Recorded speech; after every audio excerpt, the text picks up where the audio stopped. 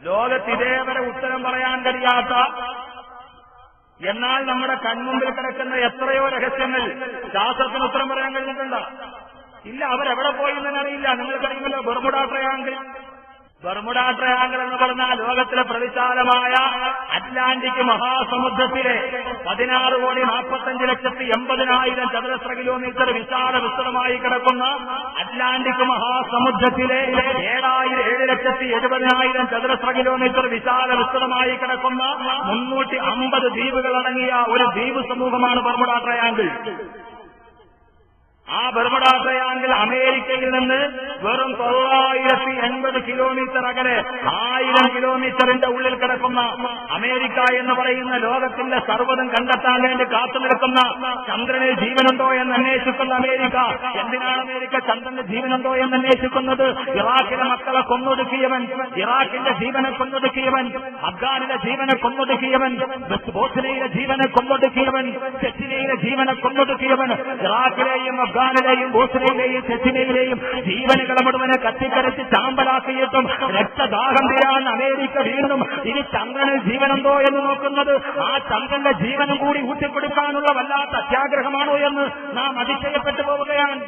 ചന്ദ്രനിൽ ജീവനുണ്ടോ എന്ന് നോക്കുന്ന അമേരിക്ക 1000 കിലോമീറ്റർ ഇപ്പുറ കിടക്കാൻ അള്ളാഹുവിന്റെ കുതിരത്ത് ഇതേവരെ അമേരിക്ക കണ്ടുപിടിക്കാൻ കഴിഞ്ഞില്ല. അമേരിക്കയിൽ 980 കിലോമീറ്ററേ ഉള്ളൂ. എന്താ ബർമുഡ ട്രയാങ്കിള്? ലോകത്തു നിന്ന് പറന്നു പോകുന്ന വിമാനങ്ങൾ ബർമുഡ ട്രയാങ്കിളിൽ എത്തിയാൽ അപ്രത്യക്ഷമാകും. അറ്റ്ലാന്റിക് മഹാസമുദ്രത്തിന്റെ മുകളിലൂടെ പറന്നു പോകുന്ന, ഇന്നും ജീവിച്ചിരിക്കുന്ന മിയാമിയിൽ നിന്ന്, അമേരിക്കയുടെ മിയാമിയിൽ നിന്ന് 980 കിലോമീറ്റർ അകലെ ആർക്കെങ്കിലും ഉത്തരം പറയാൻ പറ്റുമെങ്കിൽ പറയും. പക്ഷേ ഖുർആൻ ഉത്തരം നൽകിയിട്ടുണ്ട് ഈ സമസ്യയ്ക്ക്. ബർമുഡ ട്രയാങ്കിളിലേക്ക് ഈ ഭൂമിയിൽ നിന്ന് പോകുന്ന കപ്പലുകൾ 16-ാം നൂറ്റാണ്ട് മുതൽ ഇതേവരെ 184 കപ്പലുകളാണ് നിരവധി യാത്രക്കാരുമായി ബർമുഡ ട്രയാങ്കിൾ വരെ എത്തി. പിന്നീട് ആ കപ്പലുകളെ കുറിച്ചൊരു വിവരവുമില്ല. അവിടെ മരിച്ചുപോയ മനുഷ്യരെവിടെ പോയി എന്നറിയില്ല. കപ്പലുകൾ ബർമുഡ ട്രയാങ്കിൾ എന്ന് പറയുന്ന 7,70,000 ചതുരശ്ര കിലോമീറ്റർ വിശാല വിസ്തൃതമായി കിടക്കുന്ന ഭൂപ്രദേശം വരെ എത്തുന്നതേ അറിയാവൂ. അതേവരെ റഡാറുകളിൽ തെളിഞ്ഞു കാണും. ബർമുഡ ട്രയാങ്കിൾ എന്ന് പറയുന്ന പ്രാന്തപ്രദേശത്തിലേക്ക് എത്തിയാൽ റഡാറിൽ തെളിഞ്ഞു കൊണ്ടിരിക്കുന്ന കപ്പലുകൾ പിന്നെ കാണാൻ കഴിയുന്നില്ല. 1912 അമേരിക്കയിലെ ഏറ്റവും വലിയ യുദ്ധക്കപ്പലായ സാൻഡ്ര എന്ന് പറയുന്ന കപ്പൽ 373 യാത്രക്കാരുമായിട്ട് കടന്നു ചെന്നു. ബർമുഡ ട്രയാങ്കിൾ വരെ ചെന്നു. പിന്നീട് ആ കപ്പലിനെ കുറിച്ച് യാതൊരുവിധ വിവരവും, അതിൽ മരിച്ചുപോയ ആളുകളെ കുറിച്ച് യാതൊരു വിധ വിവരവുമില്ല. 1848 ലോകത്തിലെ ഏറ്റവും വലിയ സൈനിക തിയോഡാറിൽ പോയി 370 യാത്രക്കാരുമായി ബർമുഡ ട്രയാങ്കിൾ എന്ന് പറയുന്ന അറ്റ്ലാന്റിക് മഹാസമുദ്രത്തിന്റെ അലറിയടിക്കുന്ന തിരമാലകളുടെ പ്രാന്തപ്രദേശം വരെ പോയതിനെ കുറിച്ച് അറിവുണ്ട്, പിന്നീട് അറിവില്ല. അവിടെ ഇതേവരെ മുക്കിക്കൊല്ലപ്പെട്ടത് 141 യുദ്ധക്കപ്പലുകളാണ്. ഏതാണ്ട് 2000-ലധികം മനുഷ്യരാണ് മരിച്ചത്. ഇതേവരെ ആ തകർന്നുപോയ കപ്പലുകളുടെ ഒരു പലക പോയിട്ടതിന്റെ ഒരു സ്ക്രൂ പോലും കണ്ടുകിട്ടിയിട്ടില്ല. മരിച്ചുപോയി എന്ന് പറയുന്ന ആളുകളുടെ ഘടം കണ്ടുപിട്ടിയിട്ടില്ല. എവിടെയാണത് പോയത്? ആ കപ്പലുകൾ കടൽക്ഷോഭത്തിൽപ്പെട്ട് തകർന്നു പോയതാണെങ്കിൽ അതിന്റെ ബാക്കി അവശിഷ്ടങ്ങൾ കാണണം.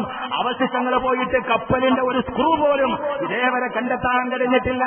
എത്രയോ വിമാനങ്ങളാണ് ഇതേവരെ ഞാൻ ഈ സംസാരിക്കുന്ന 2010 ഫെബ്രുവരി മാസം വരെ ഞാനിവിടെ സംസാരിച്ചുകൊണ്ടിരിക്കുന്നത് വരെ, ഫെബ്രുവരി 1-ാം തീയതി നിങ്ങളോട് സംസാരിക്കുന്ന ഈ സമയം വരെ ഏതാണ്ട് 41ഓളം വിമാനങ്ങളാണ് അറ്റ്ലാന്റിക് മഹാസമുദ്രത്തിന്റെ മുകളിലൂടെ ബർമുഡ ട്രയാങ്കിളിന്റെ മുകളിലൂടെ പറന്നു പോകുമ്പോ അപ്രത്യക്ഷമായി പോയത് എവിടെയെന്ന് ആർക്കും അറിയില്ല.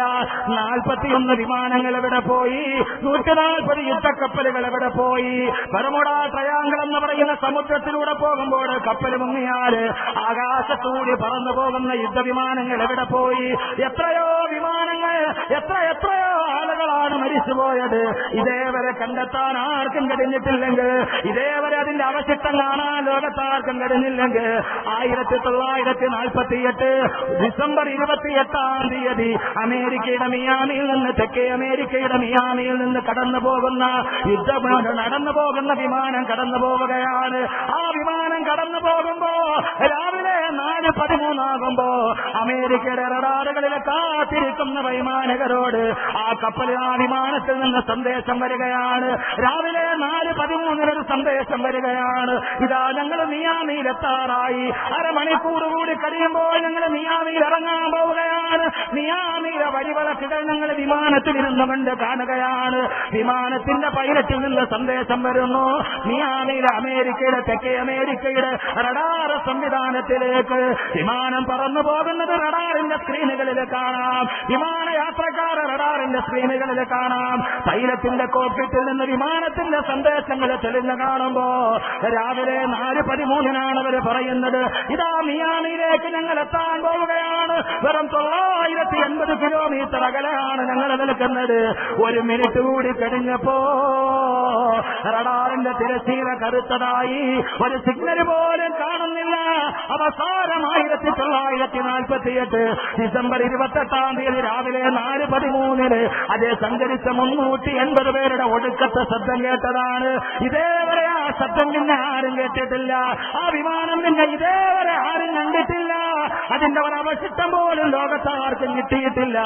എത്രയെത്രയോ സംഭവങ്ങളാണ്. എവിടെയെന്ന് യുദ്ധവിമാനം പോയി 380 യാത്രക്കാരുമായി തകർന്നു വീഴുമ്പോ എവിടെയാണെന്നറിയാൻ കഴിയാതെ തെക്കേ അമേരിക്കയിൽ നിന്ന് 3ാമത്തെ ദിവസം 5 പോർ വിമാനങ്ങളാണ് ഇത് കാണാൻ വേണ്ടി ഒന്നിച്ചു പോകുന്നത്. ഒരാളായിട്ട് പോകുമ്പോഴല്ലേ കാണാതിരിക്കുന്നത്. 5 പോർ വിമാനങ്ങൾ ഒന്നിച്ചു പറന്നു പോയി ബർമുഡ ട്രയാങ്കിളിലേക്ക്. റഡാറിൽ 5 വിമാനങ്ങളും പോകുന്നത് കാണാം. ഒരല്പ നിമിഷം കഴിയുമ്പോ ബർമുഡ ട്രയാങ്കിൾ എന്ന് പറയുന്ന ലോകത്തിന്റെ ഇതേവരെ ആരും കണ്ടുപിടിച്ചിട്ടില്ലാത്ത എൻസൈക്ലോപീഡിയ ബ്രിട്ടാനിക്ക എടുത്തു നോക്ക്. അവസാനം ബർമുഡ ട്രയാങ്കിളിന്റെ ഈ വിവരണത്തിന് ശേഷം അതിൽ മുങ്ങിപ്പോയ എല്ലാ കപ്പലുകളുടെയും വിമാനങ്ങളുടെയും രേഖയുണ്ട്. അതിനുശേഷം പറയുന്ന ഇതേവരെ ഇതിന്റെ രഹസ്യമാണെന്ന് പറയാൻ ആർക്കും കഴിഞ്ഞിട്ടില്ല. സഹോദരങ്ങളെ, റൂഹിനെ നോക്കി നിന്ന മനുഷ്യ, നിന്റെ മുമ്പിൽ നിൽക്കുന്ന ലോകത്തെ മുഴുവനും രക്തം കുടിച്ചു വെട്ടിക്കുന്ന അമേരിക്കയുടെ 980 കിലോമീറ്റർ അകലെയാണ് ഈ സംഭവം നടക്കുന്നത്. വെറും 1000 കിലോമീറ്ററിന്റെ പരിധിക്കുള്ളിൽ നടന്നിട്ട് ലോകത്തിന്റെ സർവ്വ അനക്കങ്ങളിലും ഇടപെടുന്ന അമേരിക്ക എന്ന ലോക സാമ്രാജ്യത്വത്തിന് ഇതേവരെ കൺമുമ്പിലെ സമസ്യകളൊക്കെ കാണാൻ കഴിഞ്ഞില്ലെങ്കിൽ 5 പോർ വിമാനങ്ങൾ പോയ വഴിയിൽ അപ്രത്യക്ഷമാകുമ്പോ ഈ നിഗൂഢതയുടെ രഹസ്യം എന്താണ്? എവിടെയാണിത് കഴിയുന്നത്? കുറെ ആളുകൾ പറഞ്ഞ് കടൽ കൊള്ളക്കാരെ തട്ടിയെടുക്കുന്നതാണ്. കാരണം തെക്കേ അമേരിക്കയിൽ നിന്ന് വെസ്റ്റ് ഇൻഡീസിലേക്ക് പോകുന്ന സ്വർണവും വെള്ളിയും കയറ്റിയ വിമാനങ്ങളും കപ്പലുകളും പോകുന്നത് ഇതുവഴിയാണ്. കടൽ കൊള്ളക്കാര് തട്ടിയെടുത്തതാണെന്ന് പറയുമ്പോ അതിന്റെ അവശിഷ്ടമെങ്കിലും കാണേണ്ടതല്ലേ? മരിച്ചവരുടെ ജഡമെങ്കിലും കിട്ടേണ്ടതല്ലേ? ഒരു ആണി പോലും, തുരുമ്പ് പിടിച്ചൊരാണി പോലും 4 നൂറ്റാണ്ട് കഴിഞ്ഞിട്ട് ഇതേവരെ അത് കണ്ടെത്താൻ കഴിഞ്ഞില്ലെങ്കിൽ സഹോദരാ, നിനക്കറിയാത്തത് പല ലോകത്ത് മറഞ്ഞു കിടക്കുകയാണ്. എന്താണ് ബർമുഡ ട്രയാങ്കിളിൽ സംഭവിക്കുന്നത്? എന്താണ് സംഭവിക്കുന്നത്? ആർക്കും പറയാൻ കഴിഞ്ഞിട്ടില്ല. ഈ അടുത്ത കാലത്ത് ശാസ്ത്രത്തിന് ഉത്തരം പറയാൻ കഴിഞ്ഞിട്ടില്ല ഇന്നുവരെ. നിങ്ങൾ എടുത്തു പോയിക്കോളൂ, വെബ്സൈറ്റ് തുറന്നു നോക്കിയാൽ കാണാം, സൈറ്റ് തുറന്നു നോക്കിയാൽ കാണാം. അതിനകത്ത് ഏറ്റവും അവസാനം ഈ അടുത്ത കാലത്ത് ഡോക്ടർ മുസ്തഫ കഞ്ചൂരി എന്ന് പറയുന്ന ഈജിപ്ഷ്യൻ പണ്ഡിതൻ, അദ്ദേഹം ഒരു ജിന്നുമായിട്ട് സംസാരിച്ചു. മുസ്തഫ കഞ്ചൂരി ജിന്നുമായിട്ട് സംസാരിച്ചു. ജിന്നുമായിട്ട് സംസാരിക്കില്ല മനുഷ്യര്, ഇല്ലേ? ഇല്ലേ? ജിന്ന് മനുഷ്യരെ നേരിട്ട് സംസാരിക്കില്ലയോ? സംസാരിക്കോ? മോദിമാൻ സംസാരിച്ചിട്ടുണ്ട്.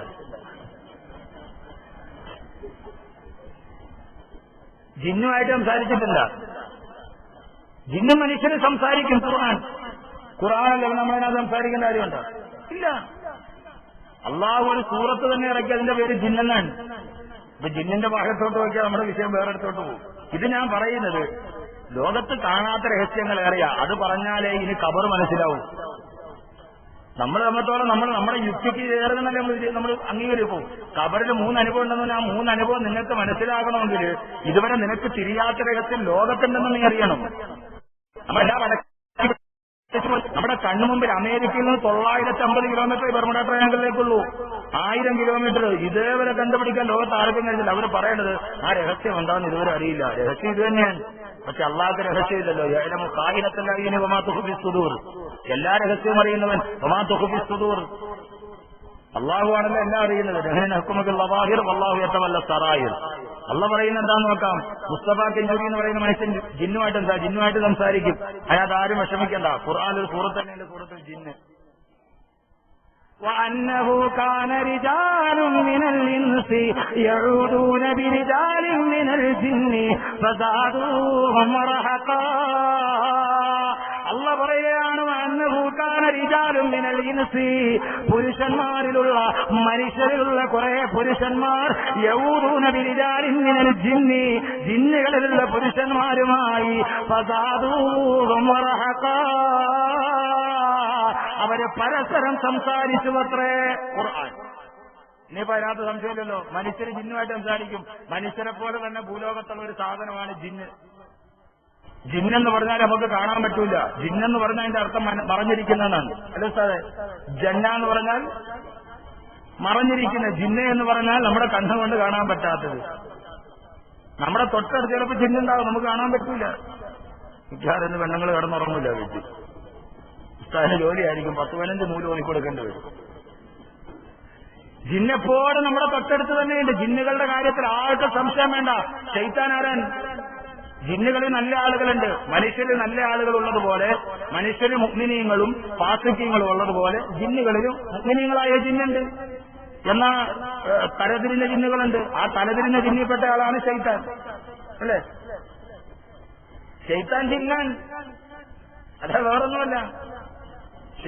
ഖുർആൻ സൂറത്തുൽ കഹ്ഫ് കാന മിനൽ ജിന്നി ഫഫസക അൻ അംരി റബ്ബി. കാന ശൈത്താനായിരുന്നു, മിനൽ ജിന്നി ജിന്നിൽപ്പെട്ടവനായിരുന്നു. ഫഫസക അൻ അംരി റബ്ബി അല്ലാഹുവിനോടവൻ തെറ്റ് ചെയ്തവനാണ്. ഈ തലതിരിഞ്ഞ ജിന്നിനെയാണ് ശൈത്താൻ എന്ന് പറയുന്നത്. അപ്പൊ അതുകൊണ്ട് ജിന്നുകളോട് മനുഷ്യരെ സംസാരിക്കും, മനുഷ്യരുമായിട്ട് സംവദിക്കും. ബഹുമാനപ്പെട്ട ഹുസൈൻ അഹമ്മദ് മദനി റഹ്മത്തുള്ളാഹി തആല അലൈഹി ദാറുൽ ഉലൂം ദൈവബന്ദിലെ ഹുസൈൻ അഹമ്മദ് മദനി റഹ്മത്തുള്ളാഹി തആല അലൈഹിയുടെ ദറസിൽ ജിന്നുകൾ വന്നിട്ട് ദറസിലുണ്ടായിരുന്നു. ദാറുൽ ഉലൂം ദൈവബന്ദില് ഹുസൈൻ അഹമ്മദ് മദനി റഹ്മത്തുള്ളാഹി ദറസിലെത്തുമ്പോൾ ജിന്നുകൾ വന്ന് കിതാബ് ഓതാൻ വേണ്ടി വന്നിരുന്നു. അവരവിടെ ഹോസ്റ്റലിൽ തന്നെ മുത്തല്ലിമീങ്ങളുടെ കൂടെ താമസിച്ചു. അങ്ങനെ ഒരു സംഭവം ഉണ്ടായി. രാത്രിയായപ്പോ മുത്തല്ലിമീങ്ങളൊക്കെ റൂമിൽ കിടക്കുകയാണ് കട്ടില്. അപ്പൊ എല്ലാരും കിടന്നു കഴിഞ്ഞാൽ ലൈറ്റ് ആര് ഓഫാക്കണം, അങ്ങനെ ഒരു തർക്കം വരും. കാരണം എഴുന്നേറ്റ് നടന്നു പോയി ലൈറ്റ് ഓഫാക്കിയിട്ട് വരുമ്പോൾ എവിടെയും തട്ടി വീടില്ല, ഉറക്കം പോകും. അപ്പൊ എല്ലാവരും കിടന്നിട്ട് പറയും, നീ ഓഫാക്കും, നീ എഴുന്നേറ്റ് ഓഫാക്കും. അങ്ങനെ ആ റൂമിൽ വെച്ചിട്ട് വലിയ തർക്കമുണ്ടായി, ലൈറ്റ് ആര് ഓഫാക്കണം. അവസാനം ഇങ്ങേ മൂലയെ കിടന്ന്, ലൈറ്റിന്റെ സ്വിച്ച് എവിടെയാണ്, ഇങ്ങേ മൂലയെ കിടന്ന ഒരാൾ വന്ന് ആരും തർക്കം ചെയ്ത് തർക്കിക്കണ്ട, ഞാൻ ഓഫാക്കാന്ന് അയാളെ മൂല കിടന്നുകൊണ്ട് തന്നെ കൈ നെറ്റി ഓഫാക്കി. സ്വിച്ച് ബോർഡ് എവിടെയാണ്? ആ ജിന്ന് മൂലയെ കിടന്നിട്ട്, ഒരു വലിയ അത്ഭുത സംഭവമല്ല, മൂലയെ കിടന്നിട്ട് അവിടെ കിടന്നുകൊണ്ട് തന്നെ കൈ നീട്ടി അങ്ങ് ഓഫാക്കി. അല്ലോ, ആ ജിന്നങ്ങാൻ ഇവിടെ ഉണ്ടായിരുന്നു തേങ്ങ പറിച്ച് ഇത്ര ആളുകളെ നോക്കി കിടക്കണ്ട. ഒരു തേങ്ങ ഇടാൻ വേണ്ടി ഒരാളെ വിളിക്കുക എന്തൊരു അതാപം. കാറും കൊണ്ട് പോയി വിളിച്ചുകൊണ്ടെന്നാൽ കിട്ടൂല. അതേപോലെ ഒരു ജിന്നിനെ കിട്ടിയിരുന്നെങ്കിൽ, ജിന്ന സേവയുള്ളവരൊക്കെ ഉണ്ടല്ലോ, ആളുകൾ പേടിച്ച് അപ്പോഴാ കൂടെ നിൽക്കണ മനുഷ്യർക്ക് മനസ്സിലായത് ഏതാ സാധനമെന്ന്. പിറ്റേ ദിവസം വലിയ വിഷയമായി. അവസാനം ഹുസൈൻ അഹമ്മദ് മദനി റഹ്മത്തുള്ളാഹി ജിന്നിനെ പുറത്താക്കി. ജിന്നിനോട് പറഞ്ഞിട്ടുണ്ടായിരുന്നു ആളുകളെ പറഞ്ഞ് ബഹളം ഉണ്ടാക്കരുത്, പേടിപ്പിക്കരുതെന്നുള്ള കരാറൊക്കെ വാങ്ങിച്ചിട്ടാണ് ഹുസൈൻ അഹമ്മദ് മദനി കൂട്ടിയത്. ഹുസൈൻ അഹമ്മദ് മദനി ജിന്നോട് പറഞ്ഞു, ഇനി പഠിക്കേണ്ട പൊക്കളാന്നോട് പുറത്താക്കി കോളേജിൽ നിന്ന്. അപ്പൊ ജിന്ന എന്ന് പറയുന്ന സാധനം എല്ലായിടത്തും ഉണ്ട്. ബഹുമാനപ്പെട്ട മുസ്തഫ ചെഞ്ചൂരി എന്ന് പറയുന്ന ഈജിപ്ഷ്യൻ പണ്ഡിതൻ പറയുന്നു, ബർമുഡ ട്രയാങ്കിളിൽ ജിന്നുകളുടെ ലീലാവിലാസമാണ്. അത് ജിന്നുകൾ താമസിക്കുന്ന പ്രദേശമാണ്. മനുഷ്യർ താമസിക്കുന്ന ഭൂമിയിലാണ് ജിന്ന് താമസിക്കുന്നത്. ജിന്നിനെ കാണാം. പഴയ പള്ളിയിലൊക്കെ പോയാൽ മിക്കവാറും ഇവിടെ കാണാൻ പറ്റും. കല്ലൂർ പള്ളി പഴയ പള്ളിയല്ലേ. രാത്രിയിൽ ആരും ഇല്ലാത്ത രാത്രിയിൽ നിങ്ങൾ വന്ന് നോക്കി ജിന്നുകൾ നിസ്കരിക്കുന്ന കാണാം. വന്ന് നോക്കിയോ കുഴപ്പമില്ല. രാവിലെ എന്താ ഹാലെന്ന് എനിക്ക് പറയാൻ പറ്റൂല. നിങ്ങൾ പഴയ പള്ളിയിൽ പോയി നോക്കി, പഴയ പൗരാണികമായ പള്ളിയില്ലേ. ഈ അടുത്ത സമയത്ത് ഞങ്ങൾ എവിടെയോ ഒരു പള്ളിയിൽ പോയി, പള്ളിക്കകത്ത് കയറി നിസ്കരിച്ചാല് ഇതേത് പള്ളിയാണോ വിളിച്ചത്? ഈ അടുത്ത സമയത്താണ് പോയത്. എന്റെ കൂടെ വന്ന ആളുണ്ടായി പറയും, കോമംഗലത്തപ്പുറത്ത് മാതിരപ്പള്ളി എന്ന് പറഞ്ഞ സ്ഥലമുണ്ട്. കഴിഞ്ഞ ആഴ്ചയാണ് അവിടെയായിരുന്നു പോയത്. ഒരു പള്ളി, അതിന്റെ അകംഭാഗത്ത് അകത്തെ പള്ളിയിൽ കയറി നിസ്കരിച്ചാല് നിസ്കാരത്തിന് ഇത്രയും ഹൗഫുണ്ടോന്ന് നോക്കും. അത്രയ്ക്കല്ല. ഇതിപ്പോ പഴയ പള്ളിയിൽ 10-100 വർഷം പഴക്കമുണ്ട്. ആ പള്ളിക്കകത്ത് പഴയ പള്ളിയുടെ ഫ്രണ്ട് വാതിലിൽ കിടന്നുറങ്ങി രാവിലെ എഴുന്നേറ്റ് നിൽക്കാതെ ഹൗദി കിടക്കും. ജിന്നുകൾ നിസ്കരിക്കാൻ വേണ്ടി വരുമ്പോ പള്ളിയുടെ വാതിലിന് നേരെ കിടന്നാലേ ജിന്നുകൾ നിസ്കരിക്കാൻ വേണ്ടി വരുമ്പോ എടുത്ത് തോണ്ടി അപ്പുറത്തോട്ട് മാറ്റിയത്. അപ്പൊ അതുകൊണ്ട് നമ്മുടെ തൊട്ടടുത്ത് ചിലപ്പോ കിടക്കുന്ന ജിന്നായിരിക്കും. മനസ്സിലാക്കാൻ തൗഫീഖ് നൽകട്ടെ. സഹോദരിമാര് വേറൊന്നും വിചാരിക്കരുത്. തൊട്ടടുത്ത് കിടക്കുന്ന ജിന്നാണെന്ന് പറഞ്ഞപ്പോ വീട്ടിൽ പോയി ഭർത്താവിനോട് വഴക്കുണ്ടാകും. നിങ്ങൾ ജിന്നാണോ ഇൻസാണോ വെട്ടെന്ന് പറഞ്ഞാൽ കാര്യങ്ങൾ ഇറങ്ങാറാവും. അതുകൊണ്ട് ആ രീതിയിലുള്ള തർക്കം വേണ്ട. ജിന്നുകൾ നമ്മുടെ ഇടയിലുണ്ട്, മലക്കുകൾ നമ്മുടെ കൂടെ ഇല്ലേ. നമ്മുടെ ഇടതുഭാഗത്തും വലതുഭാഗത്തും മലക്കുകളില്ലേ, നമ്മൾ വിശ്വസിക്കുന്നവരില്ലേ? കാണാൻ പറ്റുമോ? ഇല്ല. അപ്പൊ ജിന്ന് മുസ്തഫ കെഞ്ചൂരി ഒരു ജിന്നുമായി സംവദിച്ചുവത്രേ. ആ ജിന്ന് വന്നിട്ട് പറഞ്ഞു ബർമുഡ ട്രയാങ്കിളിന്റെ രഹസ്യം ചോദിക്കുമ്പോ അതുമായി ഗവേഷണം നടത്തുന്ന പണ്ഡിതനാണ്. അദ്ദേഹത്തോട് ആ ജിന്ന് സംസാരിച്ചുവത്രേ. അത് ജിന്നുകളുടെ താവളമാണ്. ഒരു കപ്പലെന്നല്ല, ഒരു വിമാനം പോലും അതേവരെ പിടിച്ചെടുത്ത് മാറ്റാൻ ജിന്നുകൾക്ക് കഴിയുമെന്ന് മുസ്തഫ കെഞ്ചൂരിയോട് പറയുമ്പോ മുസ്തഫ കെഞ്ചൂരി ചോദിച്ചുവത്രേ, എങ്ങനെയാണ് അതിന്റെ മുകളിലൂടെ മനുഷ്യനെന്ന് പറക്കാൻ കഴിയുക?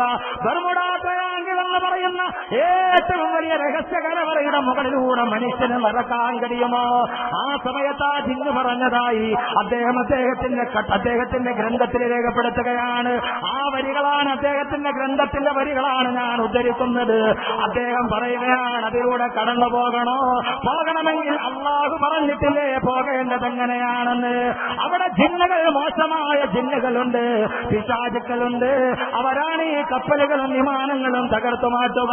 അതിന്റെ മുകളിലൂടെ പറന്നു പോകണമെങ്കിൽ ആദ്യത്തെ ദിവസം ഞാൻ അൽഹംദുലില്ലാഹ് പഠിപ്പിച്ചല്ലോ. അതിന്റെ ഒരേ ഒരു കാരണം നിങ്ങൾ ചിന്തിച്ചു നോക്കുക.